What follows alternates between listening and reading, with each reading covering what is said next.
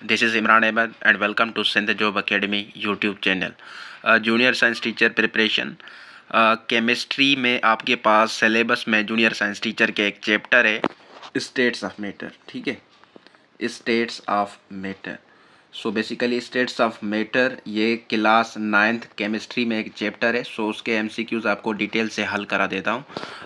सबसे पहले तो मैं यही चाहता हूँ कि सबसे पहले आप ये एमसीक्यूज खुद हल करें, ठीक है, ताकि आप खुद को जान सकें कि आप कितने पानी में हैं। सो ये देखें, ये आपके पास सारे एमसीक्यूज हैं, ठीक है। फिर मैं डिटेल के साथ आपको ये समझा देता हूँ। ये आपके पास 10 एमसीक्यूज है। सो बिना टाइम वेस्ट किए हम इसको हल करते हैं, ठीक है जी। अपना स्कोर लाजमी कमेंट कीजिएगा कमेंट में, और यार कमेंट्स वगैरह किया करें, वीडियो को शेयर लाइक किया करें, ठीक है। हम लोग आपके लिए बनाते हैं ना लेक्चर, ठीक है, नहीं तो हमें क्या मिलता है ऐसा। सो बस एक पैशन है मेरा जिसको मैं कंटिन्यू कर रहा हूँ। अच्छा जी, स्टार्ट करते हैं इसको। सो ये बेसिकली एक्सरसाइज है, ठीक है। एक्सरसाइज के एमसीक्यूज बहुत इंपॉर्टेंट होते हैं, आप सबको ये एलएम होना चाहिए आईबीए टेस्ट के लिए। So multiple choice questions, tick the correct answer.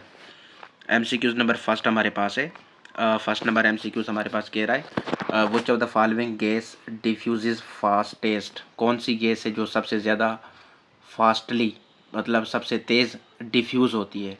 Option आपके पास है हाइड्रोजन, ऑप्शन बी है क्लोरीन, ऑप्शन सी है फ्लोरीन, ऑप्शन डी है हीलियम। सो याद रखें, डिफ्यूजन पर एक लॉ है, ठीक है, जिसको हम बोलते हैं grams law of diffusion. Grams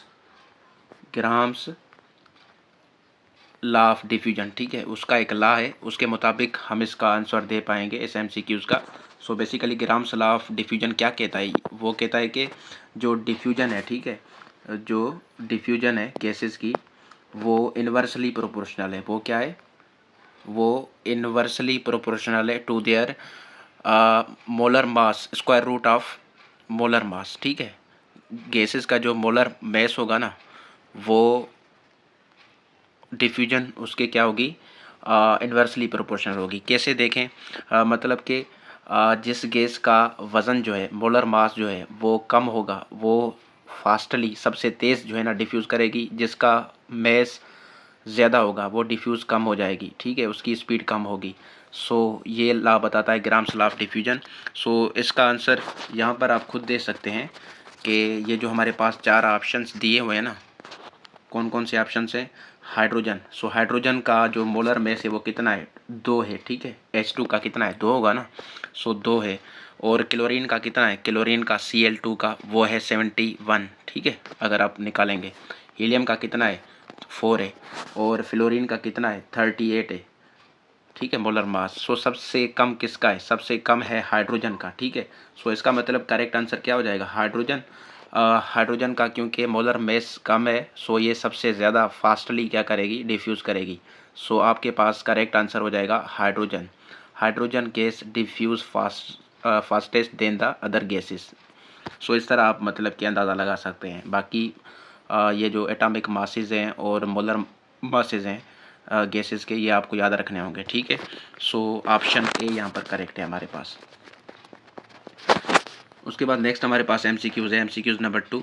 MCQs number 2 हमारे पास कह रहा है the vapour pressure of a liquid increases with the. कहता है कि जो वेपर प्रेशर है लिक्विड का, वो इंक्रीज़ हो जाता है। सो बेसिकली ये वेपर प्रेशर वो प्रेशर होता है जो कि वेपर्स लगाते हैं किसी भी लिक्विड के ऊपर, ठीक है, उसको हम बोलते हैं वेपर प्रेशर। सो ये जो वेपर प्रेशर है किसी भी लिक्विड का, वो इंक्रीज़ होता है किसके साथ। ऑप्शन ए हमारे पास है increase of pressure, option B है increase of temperature, option C है increase of intermolecular forces, option D है increase the polarity of molecules. So यहाँ पर जो करेक्ट आंसर आपका है वो है जी इंक्रीज ऑफ टेम्परेचर, ठीक है। जैसे आप टेम्परेचर को इंक्रीज़ करोगे तो वेपर प्रेशर क्या हो जाएगा, लिक्विड का इंक्रीज़ हो जाएगा। देखें किस तरह। लेट सपोज हमारे पास ये क्या है, एक कंटेनर है जिसमें गैस के क्या पड़े हुए हैं, मॉलिक्यूल्स पड़े हुए हैं, ठीक है, गैस के मॉलिक्यूल्स पड़े हुए हैं। सो हम इसको जब क्या कर देते हैं, टेम्परेचर इंक्रीज़ करते हैं, हीट देते हैं, ठीक है, यहाँ से, तो क्या हो जाएगा, काइनेटिक एनर्जी गैस मॉलिक्यूल्स की बढ़ जाएगी, फिर वो सरफेस पर आ जाएंगे, वेपर्स में तब्दील होते जाएंगे। तो अल्टीमेटली क्या हो जाएगा, जो वेपर प्रेशर होगा, ठीक है, वो ऑटोमेटिक बढ़ता जाएगा किसका, लिक्विड का। सो टेम्परेचर इंक्रीज़ करने से वेपर प्रेशर क्या होगा, लिक्विड का इंक्रीज़ होगा। ये आप नोट करते जाएँ, ठीक है। अच्छा जी, उसके बाद नेक्स्ट MCQs हमारे पास है।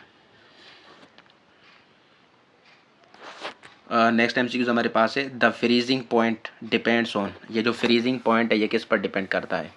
फ्रीजिंग पॉइंट उसको बोलते हैं वो टेम्परेचर जहाँ पर लिक्विड सॉलिड में तब्दील हो जाता है, ठीक है, उसको बोलते हैं फ्रीजिंग पॉइंट। सो ये किस पर डिपेंड करता है? सो ऑप्शन ए हमारे पास है nature of liquid, option B है प्रेशर, ऑप्शन सी है टेम्परेचर, ऑप्शन डी है वॉल्यूम। सो इसका जो करेक्ट आंसर है वो क्या है? टेम्परेचर, ठीक है। फ्रीजिंग पॉइंट डिपेंड करता है टेम्परेचर के ऊपर। किस पर? टेम्परेचर के ऊपर। सो आपको बताया कि जब हम टेम्परेचर देते हैं गैस मॉलिक्यूल्स को, उसकी काइनेटिक एनर्जी बढ़ जाती है, फिर कोलिजन ज़्यादा होती है, ठीक है, फिर उसके हिसाब से फ्रीजिंग पॉइंट उस पर डिपेंड करता है हमारे पास।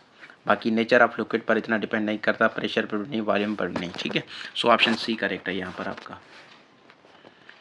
नेक्स्ट हमारे पास है जी, 1 atmospheric pressure is equal to. Atmospheric pressure का यूनिट है जिसको हम शॉर्ट फॉर्म में बोलते हैं ATM, ठीक है, ATM।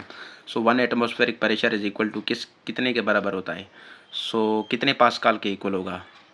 सो इसका जो करेक्ट आंसर है वो हमारे पास है 10, 13, 25 पास्कल्स। 10, 13, 25 पास्कल्स के इक्वल होता है। और पास्कल जो है ना प्रेशर का SI यूनिट है, याद रखें, ठीक है। बाकी 1 ATM, ठीक है, 1 ATM ये इक्वल हो सकता है, याद रखें, 760 mmHg, ठीक है, mmHg के इक्वल हो सकता है।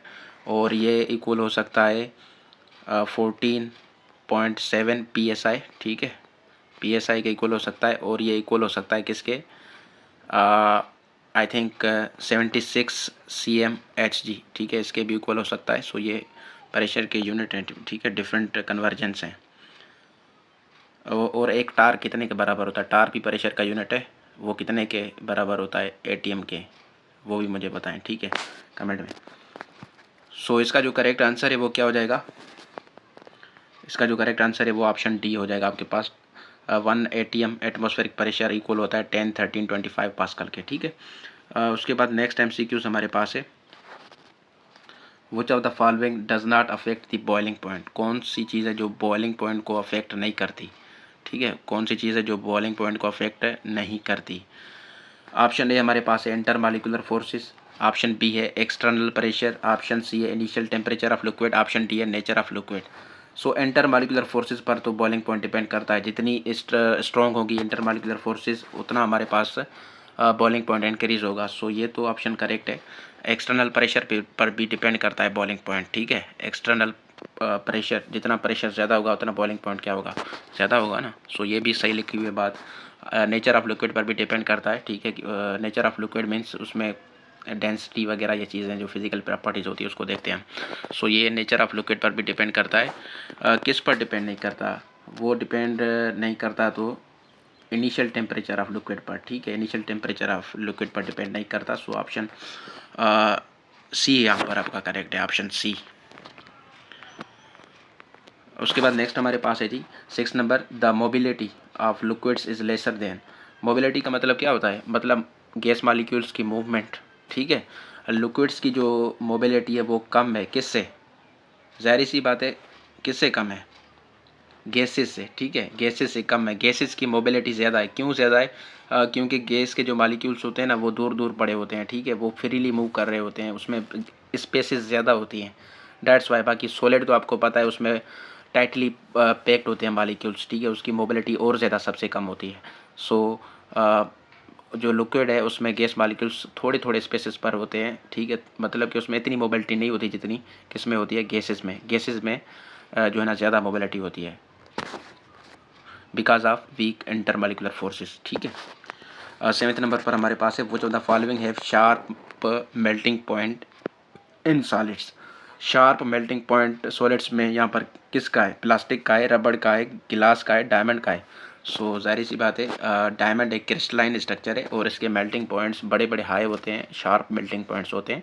सो डायमंड यहाँ पर आपका क्या है? करेक्ट आंसर है, ठीक है। उसके बाद नेक्स्ट हमारे पास MCQs है जी, which of the following are lightest form of matter. Lightest form of matter कौन से हैं?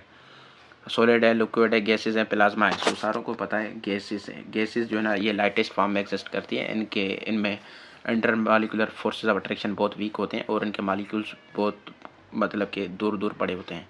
काइनेटिक एनर्जी इसमें हाई होती है, ठीक है। सो लाइटेस्ट फॉर्म है ये गैसेस। नेक्स्ट एमसीक्यूज है, the liquid molecules leave the surface of liquid. जो लिक्विड के मालिक्यूल्स होते हैं वो लिक्विड का जो सरफेस होते हैं वो लीव करते हैं एवापोरेशन प्रोसेस में, ठीक है। क्यों? सारी सी बात है, इसीलिए वो सरफेस पर आते हैं, ठीक है, क्योंकि उनको टेम्परेचर नीचे से मिलता है तो उनकी काइनेटिक एनर्जी क्या हो जाती है, हाई हो जाती है, फिर उसमें मूवमेंट कोलिजन्स वगैरह ज़्यादा होती रहती है, सरफेस पर आ जाते हैं। So because of energy is very high. Option C यहाँ पर आपका करेक्ट है, ऑप्शन सी। उसके बाद नेक्स्ट एमसीक्यूज हमारे पास है जी।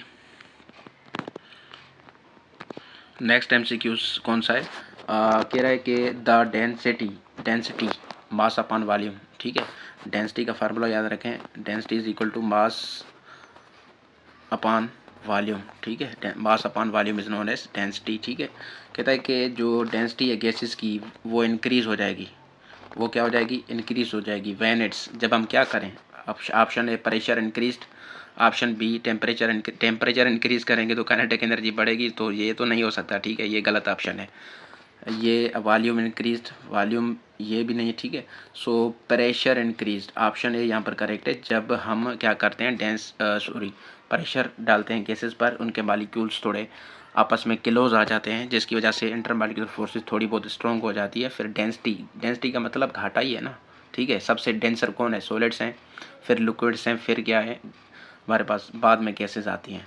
सो प्रेशर जब हम इंक्रीज़ करेंगे सो डेंसिटी क्या हो जाएगी गैसेस की, वो इंक्रीज़ हो जाएगी। सो मुझे बताएं कैसा लगा लेक्चर आपको ये, 10 में से कितने आपके करेक्ट गए यहाँ पर। So thank you so much and enjoy your self, have a nice